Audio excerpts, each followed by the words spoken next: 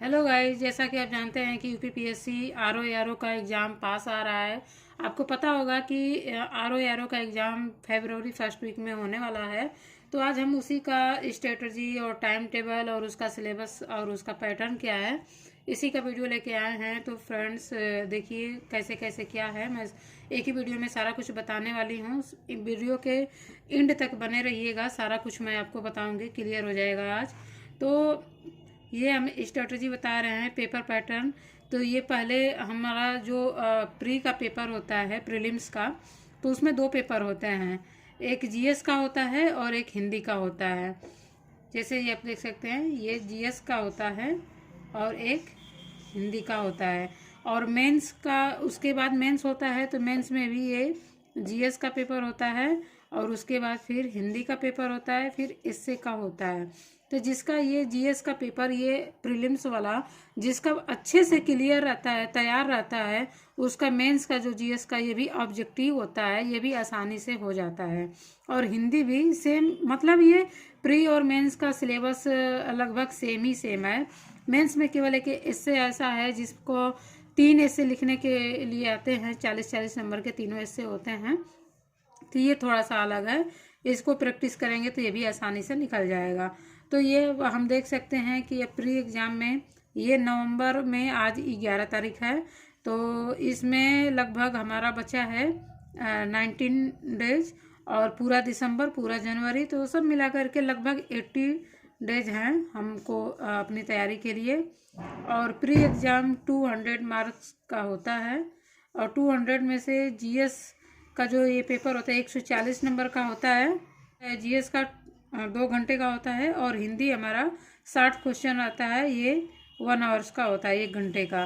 तो हमको टारगेट लेके चलना है कि 140 क्वेश्चन जो होते हैं 200 नंबर के, तो उसमें से 130 135 का टारगेट लेके चलना है कि 200 मार्क्स में से 130-135 आ जाए, तो आसानी से हम मेंस के लिए एलिजिबल हो जाएंगे।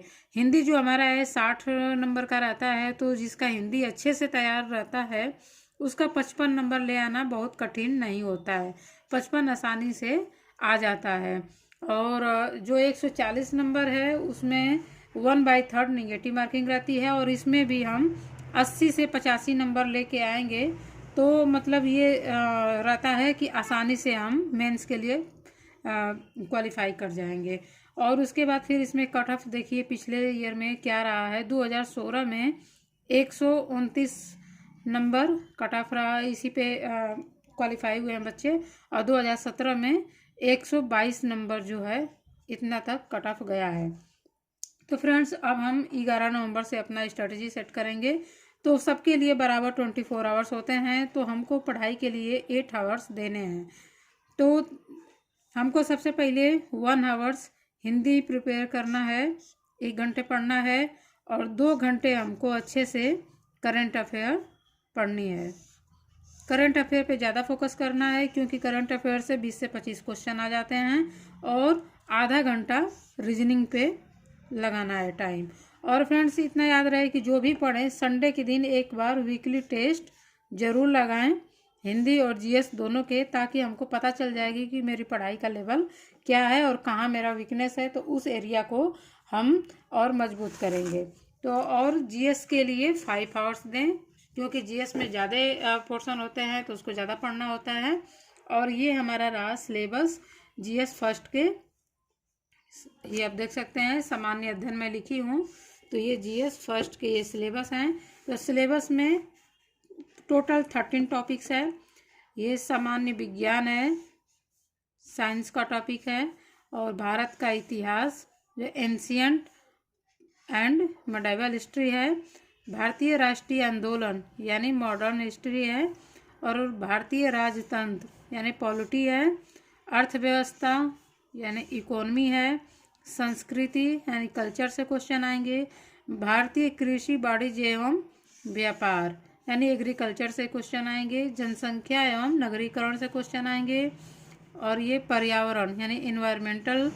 और 10 टॉपिक है हमारा विश्व भूगोल और भारत का भूगोल, प्राकृतिक संसाधन, जियोग्राफी का ये टॉपिक है। और 11वां है हमारा राष्ट्रीय एवं अंतर्राष्ट्रीय घटना चक्र। करंट की चीज़ें हैं, इसमें ज़्यादा पूछी जाती है। और सामान्य बौद्धिक क्षमता यानी रीजनिंग और यूपी स्पेशल, यही टोटल 13 हमारा टॉपिक है। इसको अच्छे से तैयार कर लेंगे तो प्री और मेंस दोनों ही आराम से निकल जाते हैं, जीएस में कोई टेंशन नहीं रहती है। यही हमारा सिलेबस है। और जो हमारा सेकंड नंबर पे आता है हिंदी, जो हिंदी का सिलेबस है वो केवल 6 टॉपिक से आता है। इसमें 60 क्वेश्चन होते हैं। तो पहला टॉपिक है विलोम शब्द, जिसमें 10 क्वेश्चन पूछे जाते हैं। सेकंड है वाक्य एवं वर्तनी शुद्धि, इसमें भी 10 क्वेश्चन आते हैं। अनेक शब्दों के लिए एक शब्द। चौथा है तत्सम एवं तद्भव शब्द। पांचवा है विशेष और विशेषण। छठवां है पर्यायवाची शब्द। यही हमारा 6 टॉपिक है और ये 6 टॉपिक से 10 क्वेश्चन आते हैं। 60 नंबर का होता है और अच्छे से तैयार कर लेंगे तो 55 नंबर आसानी से आ जाते हैं। कौन सा टॉपिक से कितने कितने क्वेश्चन पूछे जाते रहे हैं, तो ये 2021 का मैंने ये डाटा निकाल रखा है। तो मॉडर्न हिस्ट्री से आप देख सकते हैं 13 क्वेश्चन पूछे गए हैं। इंडियन जियोग्राफी से 20 क्वेश्चन है और रीजनिंग से 14 क्वेश्चन है। यूपी स्पेशल से 17 क्वेश्चन, पॉलिटी से 8 क्वेश्चन, करंट अफेयर से 19 क्वेश्चन, एग्रीकल्चर से 10 क्वेश्चन, इन्वायरमेंटल से 5 क्वेश्चन, मेडिवल हिस्ट्री से 5 क्वेश्चन, जनगणना से 5 क्वेश्चन, वर्ल्ड जियोग्राफी से 5, साइंस से 6 क्वेश्चन, कंप्यूटर से 2 क्वेश्चन, एंशियंट हिस्ट्री से 1 या 2 क्वेश्चन आए थे और इकोनॉमी से 4 क्वेश्चन। तो इसको देखने के बाद आपको लग गया होगा कि किस हमको टॉपिक पे ज़्यादा फोकस करना है।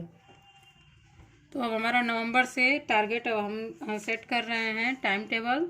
ये जो सेल्फ स्टडी करते हैं उनके लिए है। तो ये इंडियन जियोग्राफी से हम शुरुआत कर रहे हैं। इंडियन जियोग्राफी में ये 15 दिन जो है लूसेंट पढ़ेंगे और घटना चक्र पूर्वावलोकन पढ़ेंगे और जनसंख्या नगरीकरण पढ़ेंगे। इसको अच्छे से कवर कर लेना है। उसके बाद आता है वर्ल्ड जियोग्राफी।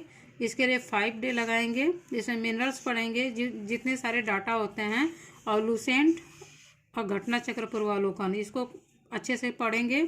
उसके बाद इन्वायरमेंटल है, एग्रीकल्चर है, इसको पढ़ेंगे। दिसंबर में हम क्या पढ़ेंगे, मॉडर्न हिस्ट्री पढ़ेंगे। 15 दिन इसके लिए टाइम निकालेंगे। तो इसमें दृष्टि का क्विक बुक आता है, उसको पढ़ेंगे और लूसेंट पढ़ लेंगे और घटना चक्र पूर्वावलोकन पढ़ लेंगे। तो ये हमारा मॉडर्न हिस्ट्री तैयार हो जाएगा। फिर आता है एंशियंट मेडिवल हिस्ट्री। तो इसको हम केवल 5 डे पढ़ेंगे लूसेंट से, और इसका जो मेन फैक्ट्स है उसी को पढ़ लेंगे। एंशियंट से ज़्यादा क्वेश्चन नहीं पूछे जाते हैं। उसके बाद यूपी स्पेशल आता है। तो इसको फ्रेंड्स अच्छे से पढ़ना है, क्योंकि इससे 17 कभी कभी 20 क्वेश्चन इससे पूछे जाते हैं। तो इसके लिए 10 डेज लगाएंगे। तो इसके लिए वाणी या राकेश सारस्वत का आता है, बुक उससे पढ़ेंगे और वाईक्यू इसका अच्छे से लगा लेंगे। उसके बाद आता है हमारा जनवरी। तो जनवरी में हम पॉलिटी पढ़ेंगे। पॉलिटी हमारा 10 डेज रखे हैं।